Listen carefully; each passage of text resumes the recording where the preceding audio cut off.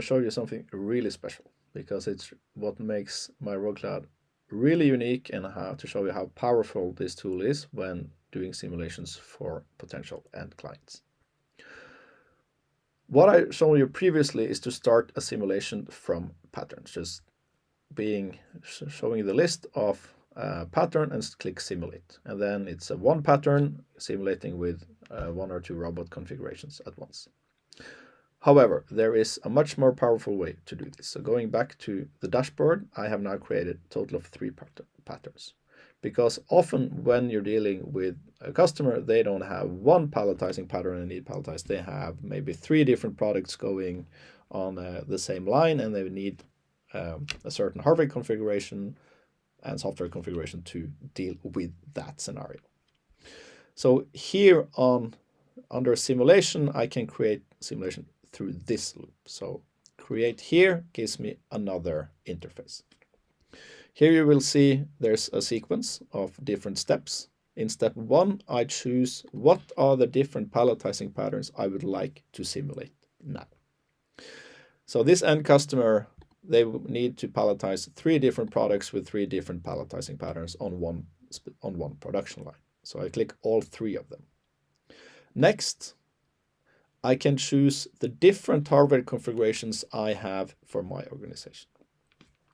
I have made one myself, which is demo hardware robot setup. I could have made more, which have slight variations. Or you also got two different default hardwares you could choose from. But this one I made, but I want to see if this one and this hardware configuration can palletize the different patterns.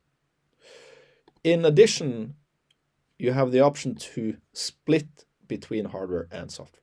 While in the previous video, I showed that a complete robot configurations consist of a hardware setup and a software setup combined. In this flow, you can separate them, giving you much more options to try different setups.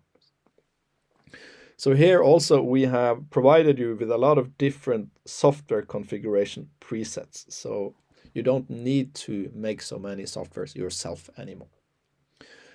Under these presets, what you should pay attention to at first on the getting started level is the max speed. If you have a certain speed limit you would like the robot to never go above, then you can use these numbers. So for a collaborative robot, if the robot can move at 5,000 millimeters per second, is extremely fast and not collaborative. On the other hand, 250 millimeters per second is very slow and very safe.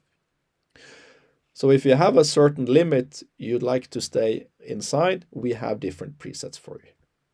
So example testing with will the certain speed requirement I have for my products be met by a robot moving at maximum 500 millimeters per second, 750 millimeters per second, or 1,000 millimeters per second can be important to test, or 1,250. So figuring out what the right speed is to meet the certain specification of productivity is important. A lot of people ask how many boxes can be palletized per minute by this setup. A better question is, what is the slowest the robot can move but still meet the requirements, because that would also be a safer robot.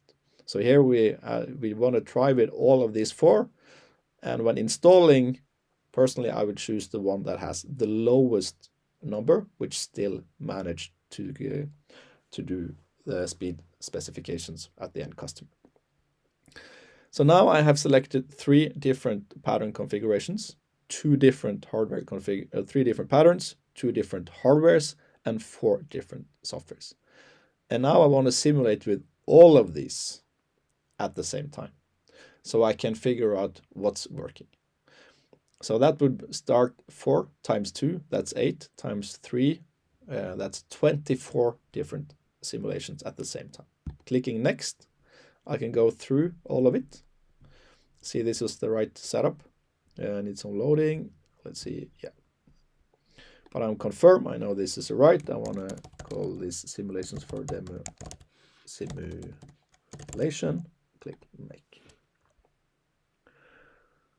So now you can see we have added a total of 24 new simulations to this customer. We had one previously, so now the total amount is 25. These simulations are now being sent to the server to be processed. Once they are done, you can use this filter function to figure out, to test which of this hardware was successfully combined with what different types of software, etc. So you can see which one where all of them end up successful. Try that yourself, and you will figure out there's a lot you can try in here, a lot of different scenarios, which makes it much easier to test with this start multiple simulations at once.